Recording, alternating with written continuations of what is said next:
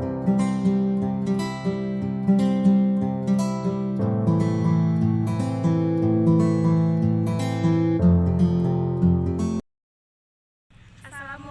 warahmatullahi wabarakatuh. Hai guys.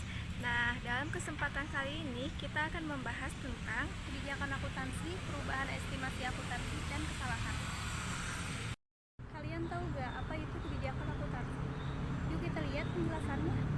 Definisi kebijakan akuntansi adalah prinsip, dasar, konvensi, peraturan, dan praktik tertentu yang diterapkan entitas dalam penyusunan dan penyajian laporan keuangan.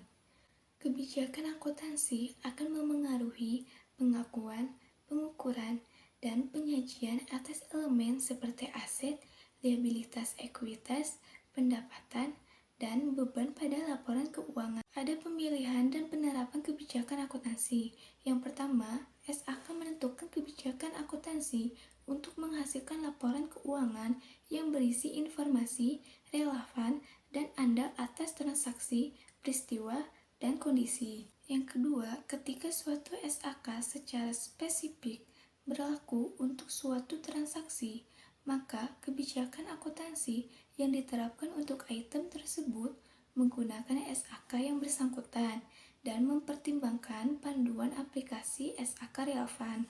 Ketiga, jika tidak ada SAK yang secara spesifik berlaku untuk transaksi, maka manajemen menggunakan pertimbangannya dalam mengembangkan dan menerapkan suatu kebijakan akuntansi.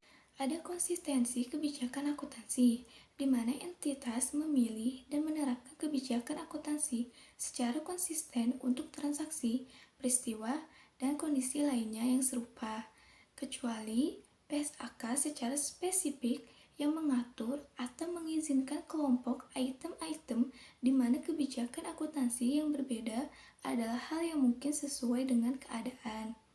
Dan jika PSAK yang mengatur atau mengizinkan pengkelompokan semacam itu, maka kebijakan akuntansi yang tepat dipilih dan diterapkan secara konsisten untuk setiap kelompok.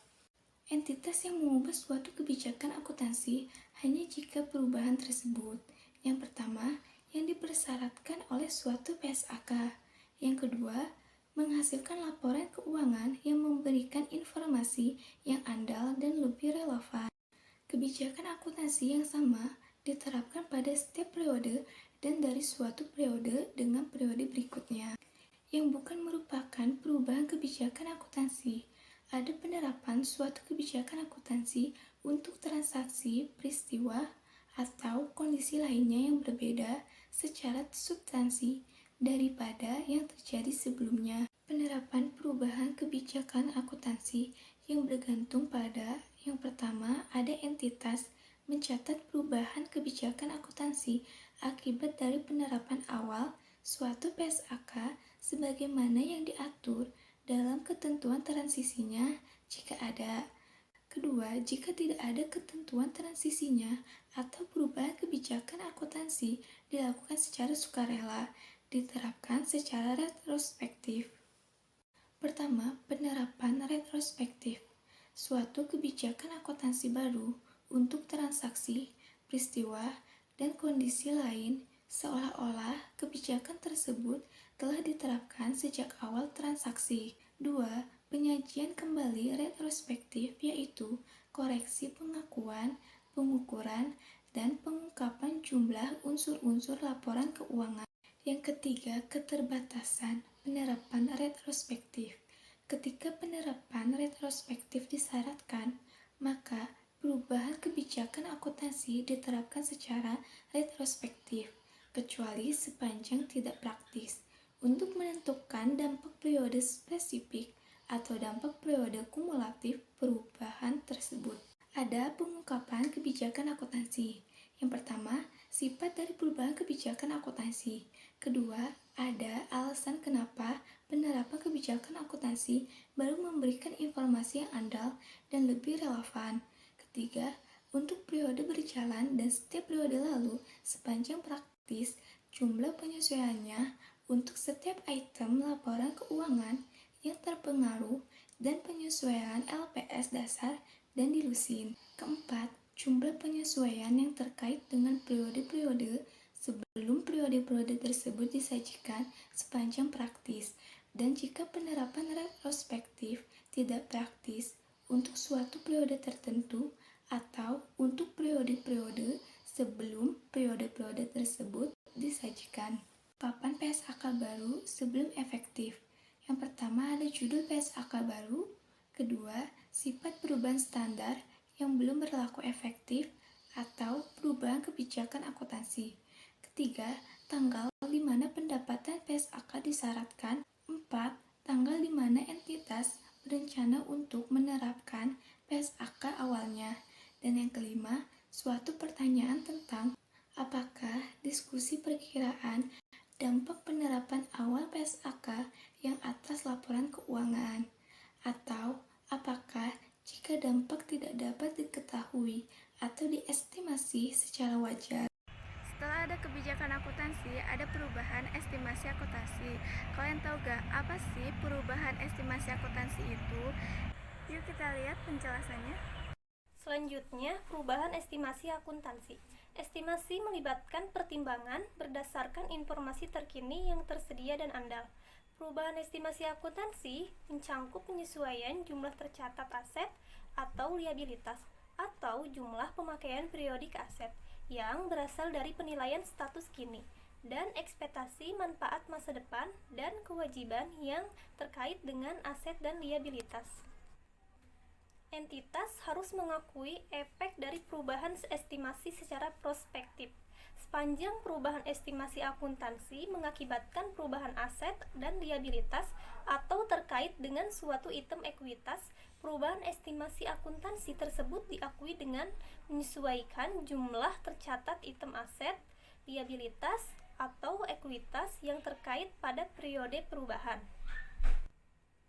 Dampak perubahan estimasi akuntansi diakui secara prospektif dalam laporan laba rugi pada yang pertama, periode perubahan. Jika dampak perubahan hanya pada periode itu, atau yang kedua, periode perubahan dan periode mendatang jika perubahan berdampak pada keduanya. Kemudian, pengungkapan perubahan estimasi.